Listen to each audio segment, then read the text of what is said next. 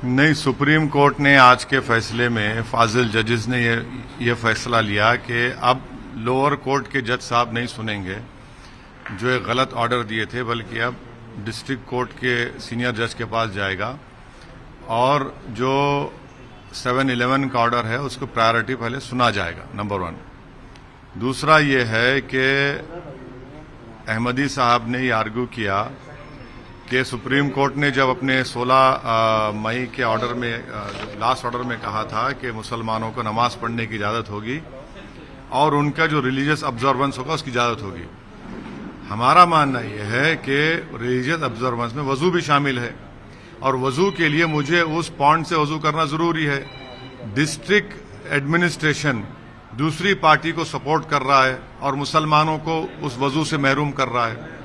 तो आज supreme court ने जब इसका जिक्र किया तो अहमदी साहब ने कहा कि ऑल्टरनेट नहीं, बल्कि हमको जो वज़ू ऑल्टरनेट अरेंजमेंट नहीं चाहिए। तो जजेस साहब ने ऑर्डर किया कि डायरेक्ट किया बल्कि कि वज़ू का इंतज़ाम हो, और हमारे ही नज़र में वज़ू का इंतज़ाम वहाँ पर जो नल की टूटियाँ हैं, पॉन्ड है, उससे हो सकता है। तीसरी बात यह है कि भारत के मुसलमानों में एक एप्रीहेंशन है, एक डर भी है कि जिस तरह बाबरी मस्जिद को उनसे छीना गया, कहीं इसी तरह से और मस्जिद को ना छीना जाए। तो इसीलिए हम तो ये उम्मीद करते हैं, सिर्फ हमारी उम्मीद जो है कोई सियासी पार्टी से या हुकूमतों से नहीं है, क्योंकि इन सब ने मुसलमानों को ठगा है। हम ये उम्मीद करते हैं कि सुप्रीम कोर्ट संविधान को सामने रखते हुए, अपने बाबरी मस्जिद के जजमेंट को सामने रखते हुए, 91 की एक्ट को उन्होंने जो भारत के बेसिक स्ट्रक्चर का हिस्सा करार दिया, वो उसको अपहेल्ड करेंगे और जो अंग्रेजी में कहते हैं वॉक द टॉक होगा। और यकीनन आज मैं उम्मीद ये कर रहा था कि सुप्रीम कोर्ट इसी स्टेज पर, वो इनिशियल स्टेज में इसको बोलते हैं ना कि they will nip it in its bud, क्योंकि अब आप देख रहे हैं कि अब ज्ञानवापी से जाके अब मथुरा में शुरू हो गया और मुकामात पर डिमांड शुरू हो गए।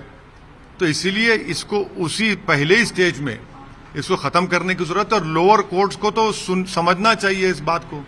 अगर लोअर कोर्ट्स एंटरटेन करेंगे इसको, तो फिर वो तो सुप्रीम कोर्ट जजमेंट के खिलाफ जा रहे हैं और भारत के पार्लियामेंट में जो एक्ट बना है उसके खिलाफ जा रहे हैं। सर, सुप्रीम देखिए, मेरा शुरू से मेरा ये स्टैंड रहा है कि मैं एनकाउंटर्स के खिलाफ हूं। ये एनकाउंटर नहीं, मर्डर है। चाहे चंद्रबाबू नायडू जब सीएम थे, जब अजीज और आजम का एनकाउंटर हुआ, या यूपी में योगी आदित्यनाथ के सरकार में जो लोगों का एनकाउंटर किया जा रहा है कि गोश्त के स्मगलिंग के नाम पर ले जाकर आसाम में दे दिया, वहां उनका एनकाउंटर हो गया। तीसरा या सोहराबुद्दीन का एनकाउंटर हुआ। चौथा नईम का एनकाउंटर हुआ और पांचवा ये शमशाबाद। और ऐसे जहां कहीं भी एनकाउंटर होता है, बल्कि नॉर्थ ईस्ट में तो सुप्रीम कोर्ट में केस पेंडिंग है। तो एनकाउंटर भारत के रूल ऑफ लॉ को कमजोर करता है। ये देश चलेगा रूल ऑफ लॉ से, रूल ऑफ गन से नहीं। तो मैं एनकाउंटर के हमेशा खिलाफ था और सबको खिलाफ होना चाहिए एनकाउंटर का, क्योंकि ये इससे फिर कोर्ट की क्या जरूरत, फिर जजेस की क्या जरूरत, पुलिस की क्या जरूरत, संविधान की क्या जरूरत आपको। अगर आप उस खाती को सजा दिलाएंगे और उसको जेल में डालेंगे, तभी तो हम में और उन हैवानों में फर्क दिख कर आएगा।